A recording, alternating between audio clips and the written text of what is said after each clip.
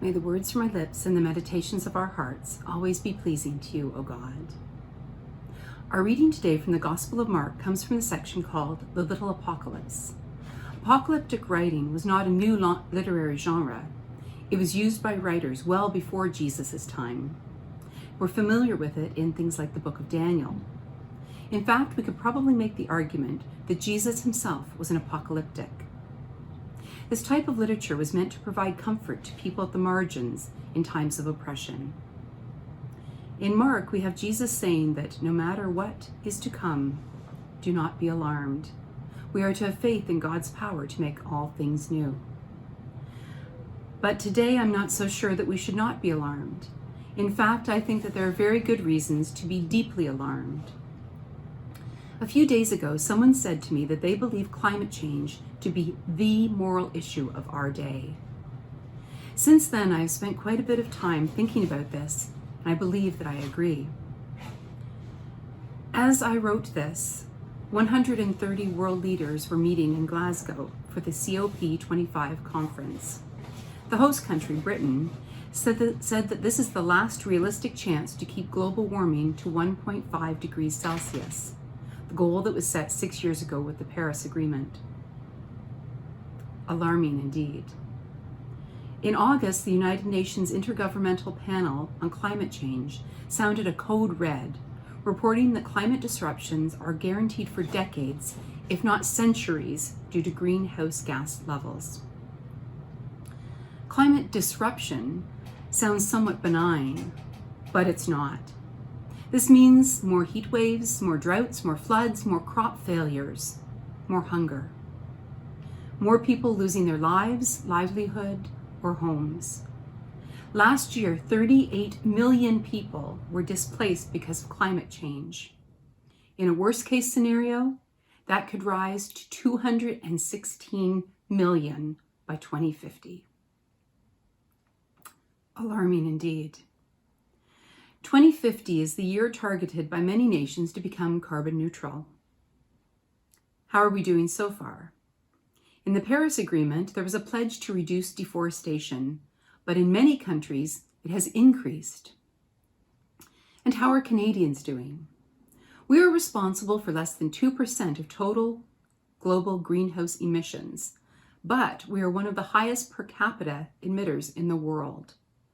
You might be surprised to find that on a per capita basis, we are one of the greatest offenders of CO2 emissions. The average person in Canada produces an equivalent of 14 tons of CO2 as of 2019. In the UK, it's 8. Why so high? Well, we like our meat and we love our cars and we love our large homes heated by fossil fuels. We've been reluctant to invest in renewable and clean energy. The tired old argument comes out that we cannot afford it, that jobs will disappear, that economies will crumble. That's not going to matter if we have elevated the planet's temperature to the point where we're in the danger of human extinction. The UN's report was a code red stating that nowhere and no one will be unaffected by climate change. We are dangerously close to runaway warming. No one, nowhere. Canadians are not immune to this. This year we saw the highest recorded temperature in Canada, Lytton, BC, at 49.6 degrees. We may be heading toward unpredictable and irrevocable tipping points in the climate system. Rising sea levels around the world may be with us for centuries to millennia. We are seeing the effects of climate change in Canada. More heat waves, melting of Arctic ice, flooding in places that did not flood before. And in our cities, the temperatures are getting hotter because of the concrete, the tall buildings close to one another. This limits cooling and the buildings give back the heat at night, so hotter nights and higher pollution.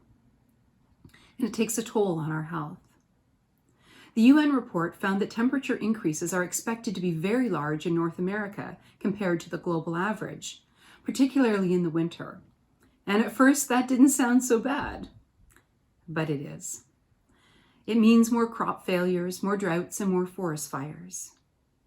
We, in our lifetime, may see no ice in the Arctic seas during the summer. And what about our children and their children? What about the next generation? The prediction is that today's children will see 7 times more heat waves than we have, and 3 times more droughts, floods, and crop failures. We have not been good stewards of this planet. We have not cared enough for God's good creation. Is it too late? Can we make changes? Yes, there is good news. People are making changes, but it has to be a committed and united effort. Individuals must change their habits, businesses must change their habits, and governments must change as well. We cannot erase what we have done, and we probably cannot get back of much that we have lost, but maybe we can survive. So what can you do? Lower your footprint, drive less, eat less meat, hold companies and governments to their promises. If we can limit warming with lower emissions, if we can get to net zero by the middle of this century, we can limit warming to 1.5 degrees. As the British Prime Minister said during the COP26 conference, it is time to end humanity's long history as nature's conqueror and instead become its custodian. This is where we find the gospel. This is where we find the good news. People are listening. People are changing their habits. People are working together. Climate change is the moral issue of our time. Amen.